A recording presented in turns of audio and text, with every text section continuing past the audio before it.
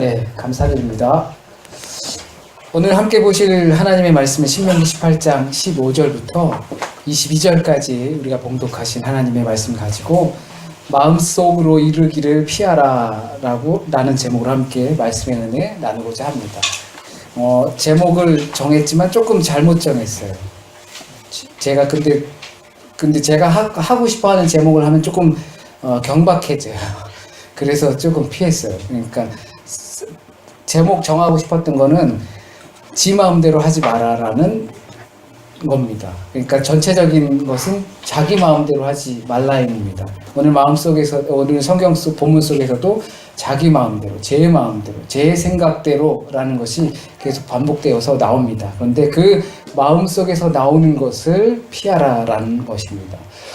성경은 모세를 통해서 하나님의 백성을 인도할 자를 관해서 이제 어떠한 자가 그러해야 하는지를 이야기해주고 있습니다. 신명기서에 보면 우리가 읽은 본문 18장에도 나오지만 16장 이를 통해서 이 하나님의 백성을 인도할 자들이 어떠해야 하는지, 어떤 사람이 되어야 하는지, 그리고 인도자로 세워졌으면 그 사람들은 어떻게 살아야 하는지에 대해서 기록하고 가르치고 있습니다. 이 기록은 단순히 성경의 지도자를 이래야 한다라는 것만은 아닙니다. 하나님의 백성으로서도 그것을 인지해야 한다는 것입니다. 하나님의 지도자는 이러한 자를 세우니까 우리는 상관없어, 모른 척하고 따라가기만 하면 되는 것이 아니라 하나님의 백성이 하나님의 인도자, 보내주신 그 인도자를 따라갈 때 인도자가 어떠해야 하는지도 알고 따라가야 한다는 것입니다. 자신들을 인도할 자들을 구별할 수 있어야 합니다. 예수께서는 참 목자와 거짓 목자를 구분하여서 가르치셨던 것처럼 양은 자기의 목자를 알아야 합니다. 그것이 대표적으로 왕이 될 수도 있고요. 또한 제사장이 될 수도 있고요. 오늘 본문처럼 선지자가 될 수도 있습니다. 누가 뭐라고 해도 이 직책은 대표적인 인도자입니다. 특히 우리가 읽은 본문 속에서는 그 선지자에 대해서 가르치고 있습니다. 선지자는 어떤 역할을 할까요? 무슨 일을 할까요? 선지자는 하나님의 말씀을 대신 전해주는 역할을 합니다. 히브리어로는 나비라고 합니다. 그것은 해석하면 부름받은 자를 뜻합니다. 단순히 우리 그리스어로부터 이렇게 나오는 것은 프로페트라고 해서 예언자라든지 미리 알고 이렇게 말하는 자라든지 이렇게 되어 있지만 히브리어를 통해서 들으면 이것은 부름받은 자입니다. 너무 광범위하게 들리긴 하겠죠. 부름받은 자가 한두 명이 아니니까요. 그 모든 사람이 선지자가 될 수도 있는 것도 아니고 그 모든 사람들이 하나님의 말씀을 대언할 수 있는 그것이 아니기도 합니다. 또 다른 종교적인 지도자는 제사장처럼 혈통을 이어받는다거나 훈련을 받아야 되는 그런 입장도 아닙니다. 제사장은 혈통이 따로 있어야 하지만 그리고 훈련 과정이 있어야 하지만 선지자는 하나님의 말씀을 듣고 대신하는 것처럼 그러니까 요나라든지 또는 아모스라든지 농사짓다 끌려갈 수도 있는 겁니다. 그러니까 그 사람의 신분과 상관없이 하나님께서 그를 불러서 너를 통해서 내 백성에게 할 말이 있다라고 하면 그 소명을 따라서 그것을 전하는 자가 선지자가 되는 것입니다. 부름받았다라는 것이 핵심이지요. 이 부름받았다라는 것의 배경은 내 뒤에 누군가가 있다라는 겁니다. 소명자, 나를 하나님께서 부르셨다라고 우리가 이야기할 때, 선지자, 나를 부르셔서 내 백성들에게 할 말이 있다라고 하실 때는 내 뒤에 누군가가 있다라는 겁니다. 내가 나름대로 부름받아서 가서 하는 것이 아니라 내 뒤에 누군가 나를 부르신 이가 있다라는 것입니다. 이것은 능동적인 자세가 아니라 수동적인 존재라는 겁니다. 부름받은 자, 그 소명을 따라서 하나님의 말씀을 전하고 하나님의 말씀을 증거하면서 사는 사람 그 뒤에는 누군가가 있고 누군가가 나를 조정하는 것은 내 마음대로, 지 마음대로 생각하고 말할 수 있는 것이 아니라는 겁니다. 그러므로 하나님의 뜻을 전달하는 선지자와 그 선지자는 하나님의 말씀을 대신 전하는데 그것을 자기 마음대로 전하는 것이 아닙니다. 보지도 않은 것을 봤다든지 듣지도 않은 것을 들었다든지 듣지 아니하는 그 거짓된 행동들은 죄악으로 죽음의 형벌을 당하게 된다 말씀합니다. 그런 거짓된 선지자의 말은 아무런 효력이 없고 자기 마음대로 한 말이니 그것을 두려워할 필요가 없습니다. 오히려 그런 말을 한 그 거짓 선지자가 두려워해야 할 것이 있습니다. 그것은 하나님 앞에서 그런 두려움도 없이 하나님을 빙자하여 마음대로 자기 생각을 피력하고 이것이 과연 하나님의 말씀인지에 대한 숙고도 없이 내뱉고 표현한다면 그에게 하나님은 없기 때문입니다. 하나님을 빙자하여 자기 마음대로 계시받고 자기 뜻대로 자기 기준에 따라서 이것을 가지고 하나님의 말씀이다, 하나님의 행해야 한다라고 그렇게 말하는 사람이 정작 두려워할 것은 그 안에 하나님이 없다라는 사실입니다.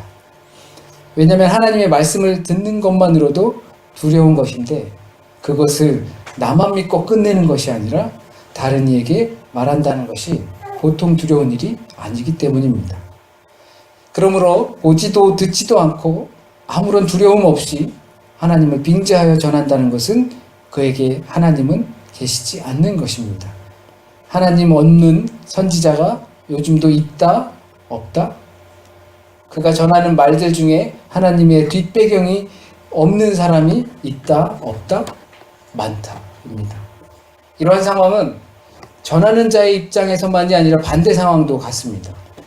선지자, 곧 전하는 자에게 나타나는 현상만이 아니라 그것을 받아들이는, 듣는 이에게도 동일하게 적용이 됩니다. 이는 하나님의 말씀을 전해 듣고도 그것을 행하지 않는다는 것입니다.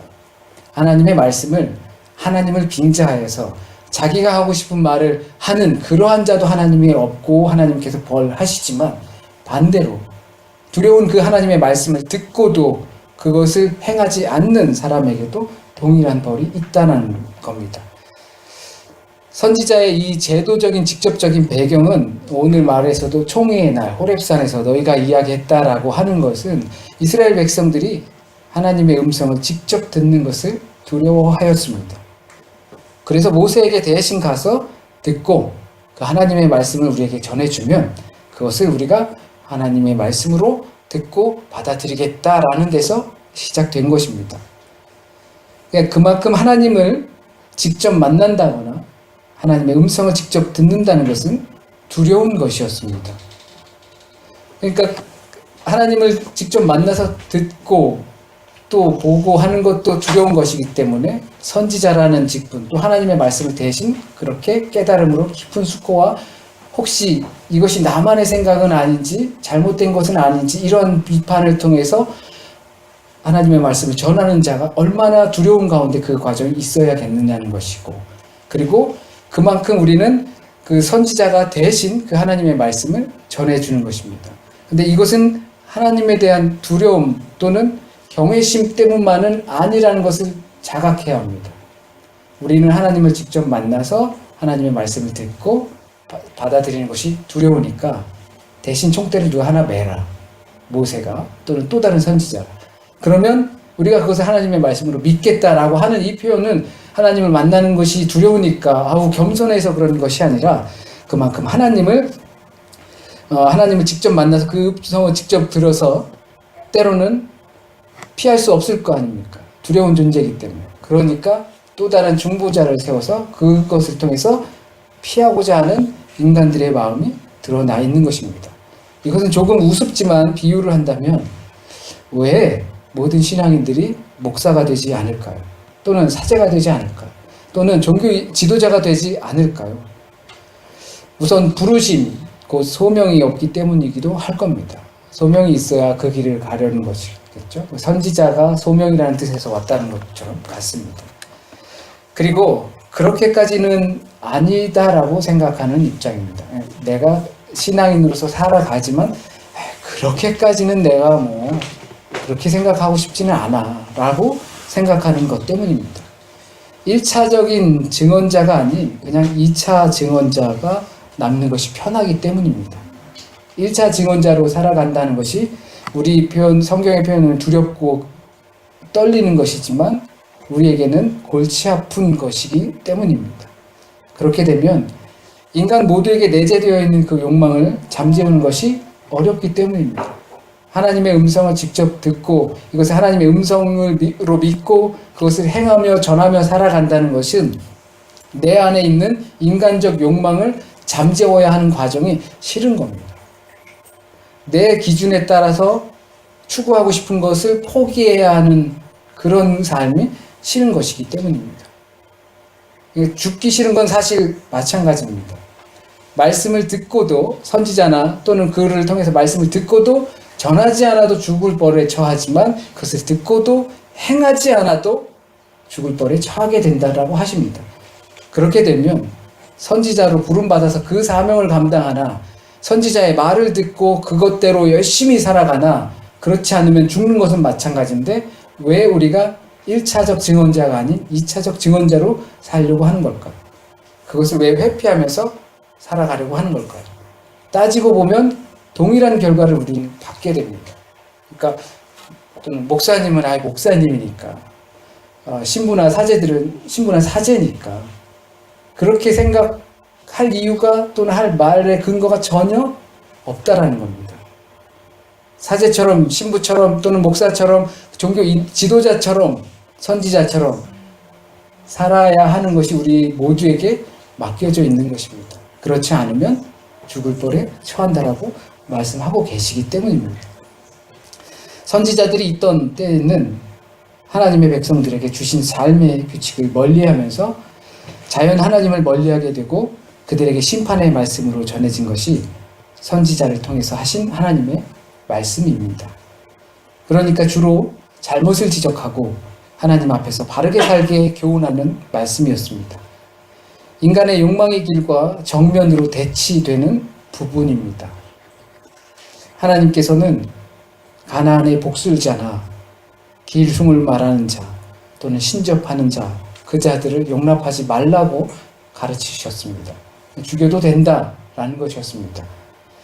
이들은 사람들이 하나님의 말씀에 귀 기울이지 않고 헛된 것에 귀 기울이고 그 말을 따르기 때문입니다.